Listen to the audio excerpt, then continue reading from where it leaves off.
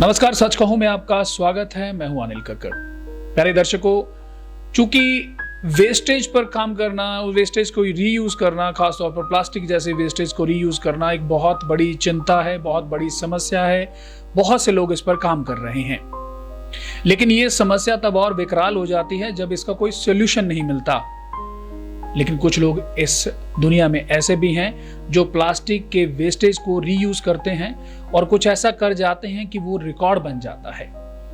हमारे साथ एक ऐसी महिला मौजूद हैं, इन्होंने एक ऐसा काम किया है, प्लास्टिक के रीयूज का एक ऐसा घर को डेकोरेशन करने का काम किया है जो एक रिकॉर्ड बन गया है। एशिया बुक ऑफ रिकॉर्ड और इंडिया बुक ऑफ रिकॉर्ड में वो रिकॉर्ड दर्ज हुआ है। हमारे साथ बातचीत करने के लिए रिकॉर्ड होल्डर नेहा मुत्रेजा इंसा हैं, फतेहाबाद से हैं। इनसे बातचीत करते हैं। नेहा, सच को में बहुत बहुत स्वागत है। थैंक यू भैया। जी नेहा, सबसे पहले यही बताइए कि ये क्या रिकॉर्ड होल्डिंग की है। ये दूसरा आपका अटेम्प्ट था, एक आपने पहले भी रिकॉर्ड होल्डिंग की है, हमने सचकों पे आपका इंटरव्यू किया था। अब दूसरी बार आप एक नया रिकॉर्ड लेकर आए हैं, इसके बारे में बताएं। मैंने 103 बॉटल्स डेकोरेट करी हैं, प्लास्टिक बॉटल्स, जो जूट लेसिस वगैरह का यूज़ करके मैंने ये बॉटल्स करी हैं डेकोरेट। उसमें मेरा क्या है कि हम वो बॉटल्स हमारे घर को डेकोरेशन करने के लिए भी यूज़ कर सकते हैं, इंटीरियर एज वेल एज हम उसको उसमें प्लांट भी लगा सकते हैं। तो वही प्लास्टिक जैसे आजकल बहुत बड़ा मुद्दा बन चुका है, तो उसी को ही मैं अपने इस रिकॉर्ड के थ्रू लेके आई हूँ ताकि और लोग भी जागरूक हों और प्लास्टिक को रीयूज करें। टाइम कितना लिया आपने? एक 103 बॉटल्स जो लगाई हैं, उनको प्लांट डेकोरेशन किया है उनका, ये टाइम कितना लिया आपने उसमें? एक्चुअली ना ये 1 वीक का टाइम बोलते हैं एप्लीकेशन फॉर्म भरने के बाद। तो मैंने एक दिन में 3 आवर्स 4 आवर्स ऐसे करके, तो 1 वीक में मैंने ये कंप्लीट कर दी थी 103 बॉटल्स। नेहा, चूंकि ये बहुत बड़ी समस्या रही है कोरोना काल के दौरान भी, लाख टन जो है कचरा प्लास्टिक का समुद्रों की शोर्स पे पाया गया है। बहुत सारे जो समुद्री जीव हैं उनका नुकसान हुआ है। इवन ग्लोबल वार्मिंग का बहुत बड़ा मुद्दा प्लास्टिक की वजह से बन रहा है। और इवन प्लास्टिक अब ऐसी चीज़ है जिसका आम जिंदगी में बहुत ज़्यादा उपयोग है। अब इसका रीयूज करना, ये आइडिया कहाँ से आया? आइडिया तो देखो, वैसे पिता के वचन थे कि आप कुछ ना कुछ करते रहा करो, खाली मत रहा करो। वो कुछ ना कुछ करना आपको एक दिन आपकी मंजिल तक ले जाएगा। तो हुआ क्या, जैसे ही लॉकडाउन लगा तो घर में बहुत फ्री टाइम मिलता था, तो उसी के प्रेजेंट मुझे ऐसा लगा कि मैं अपने घर में जो भी प्लास्टिक के कैन होते थे, डिटॉल के जो कैन होते थे, मैंने उनको फिर से प्लांटर बनाना स्टार्ट कर दिया। तो वो करते करते ही तो फिर क्या हुआ कि मेरी फ्रेंड ने एक दिन मुझे सजेस्ट किया कि किसी ने ऐसे 54 बॉटल्स डेकोरेट करी हैं, तो तुम भी इस पर रिकॉर्ड बना सकते हो। तो फिर पिताजी भी वचन करते हैं जैसे कि हमें प्लास्टिक को थ्रो नहीं करना चाहिए, रीयूज करना चाहिए। तो फिर मुझे लगा कि हाँ, मैं ये कर सकती हूँ। तो फिर उसी को देखते हुए मैंने वो 54 बॉटल्स का रिकॉर्ड ब्रेक किया 103 बॉटल्स डेकोरेट करके। चूँकि अब जो दर्शक आपको देख रहे हैं, इन्हें मैं बता दूं कि नेहा ने अभी कुछ समय पहले एक और रिकॉर्ड बनाया था। इससे पहले एक रिकॉर्ड बनाया था जिसमें उन्हें एशिया बुक ऑफ रिकॉर्ड और इंडिया बुक ऑफ रिकॉर्ड में इनका नाम पहले ही दर्ज है। एक बार दर्शकों की यादों को ताज़ा करने के लिए बताएं, वो कौन से रिकॉर्ड होल्डिंग थी? वो मैंने 5 मिनट्स में 53 प्लांट्स लगाए थे। वो भी नेचर के लिए किया था। पिता ये कहते हैं जैसे कि हमें नेचर को कंजर्व करना चाहिए, तो उसी के बाद ये भी मेरा इन्वायरमेंट के लिए था कि नेचर के साथ साथ इन्वायरमेंट भी कंजर्व करना चाहिए। तो दोनों ही मेरे यही थे कि सोसाइटी को जागरूक करूं मैं कि प्लांट्स लगाने चाहिए, वो भी हमारी हेल्थ के लिए, हमारे जीने के लिए। और प्लास्टिक भी बहुत ज़्यादा जैसे नॉन बायोडिग्रेडेबल है, तो वो क्या है, हमारे जो है लिविंग ऑर्गेनिजम्स को जो पानी में रहते हैं उसमें क्या है, बहुत ज़्यादा इफ़ेक्ट करता है उस चीज़ को। तो फिर उसके लिए हम ही कुछ कर सकते हैं।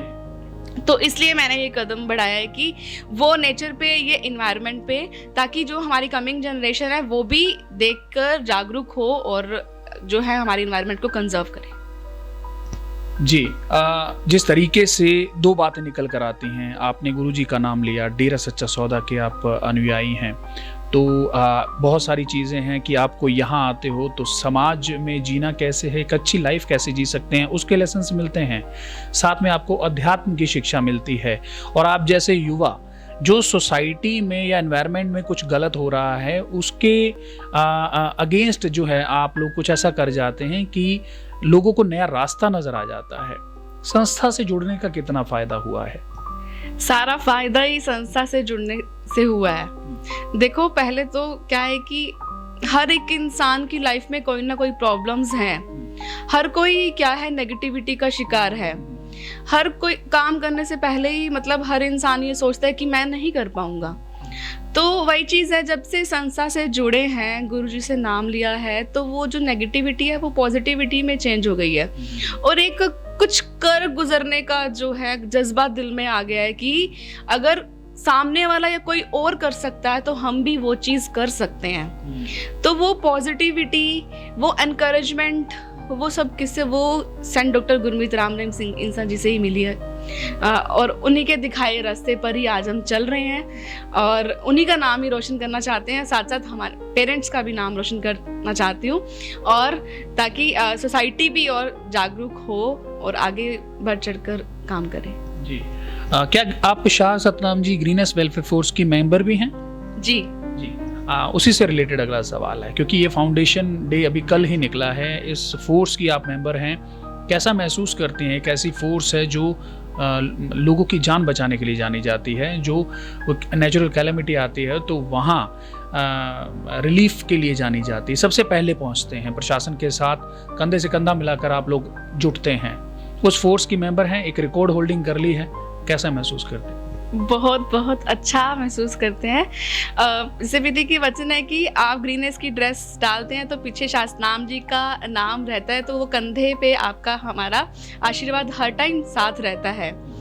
तो बहुत ज़्यादा प्राउड मोमेंट है, जो आप ऐसा कह सकते हैं, शायद दुनियादारी के लिए ये चीज़ उनको एक आम चीज़ लगती होगी कि ग्रीनेस के मेंबर हैं, सेवा करते हैं, बट हमारे लिए हमारी ज़िंदगी का मकसद यही बन चुका है कि हम ग्रीनेस के मेंबर हैं और हमारे गुरुजी के दिखाए रास्ते पर ही हम चलेंगे। आगे बढ़ चढ़कर हम मानवता की सेवा करेंगे और देश व समाज के लिए आगे बढ़ेंगे, खुद भी वो चीज़ काम करेंगे और दूसरों को भी जागरूक करेंगे कि वो भी बढ़ चढ़कर काम करें, हमारे देश के लिए आगे कदम बढ़ाएं। उसी को देखते हुए जैसे अब ग्रीनेस के पिता की चिट्ठी आई थी, तो पिता ने अब बोला कि वैक्सीन लगानी है और लगवानी भी है, और मास्क भी डिस्ट्रीब्यूट करना है नीडी पीपल को। तो फिर हमने भी पिता का यही देखते हुए कल ग्रीनेस की ड्रेस में जो है मास्क डिस्ट्रीब्यूट भी किया, और नीडी पीपल को जो है फूड आइटम्स भी डिस्ट्रीब्यूट करी। तो मतलब एक बहुत अच्छी खुशी है कि हम भी ग्रीनेस के मेंबर हैं, और हमारी वजह से हम सामने वाले को जो है खुश कर सकते हैं, उन चेहरों पे भी खुशी ला सकते हैं, तो बहुत अच्छा लगता है। जी, रिकॉर्ड होल्डिंग हो गया है, दूसरा आपका रिकॉर्ड है ये। अब जब आप अपने उसमें कलीग्स में जाते हैं, फैमिली मेम्बर्स में जाते हैं, तो क्या रिस्पॉन्स आता है, खासतौर पर जो सिटी के सराउंडिंग जो लोग हैं जो मिलते हैं आपसे? बहुत अच्छा। एक्चुअली अभी मेरा लास्ट रिकॉर्ड पे ही अभी तक भी मुझे लोग मिलते हैं तो मुझे यही बोलते हैं, आप नेहा उठे जाओ, आप नेहा उठे जाओ, हमने आपका इंटरव्यू देखा था, हमने आपको टीवी पे देखा था। तो बहुत अच्छा लगता है, और ये सब पॉसिबल हुआ है पिता की रहमत से। उन्होंने ही सिखाया है, उन्हीं की वजह से ही पॉजिटिविटी आई है, सब उन्हीं की वजह से, उन्हीं की रहमत की वजह से है। मुझे याद है पिछले इंटरव्यू में मैंने आपसे पूछा था कि वो आगे क्या करेंगे, आपने बोला था कि मैं कुछ प्लास्टिक पे करने वाली हूँ। मैं वही सवाल दोहराता हूँ, 2 रिकॉर्ड हो गए, अब तीसरा किस पे बनाएंगे? अब तीसरा देखती हूँ कुछ ऐसा ही कि जिसमें देश व समाज का भी भला हो और सोसाइटी भी जागरूक हो, इसी पे ही देखूंगी अब तो। बहुत बहुत शुक्रिया।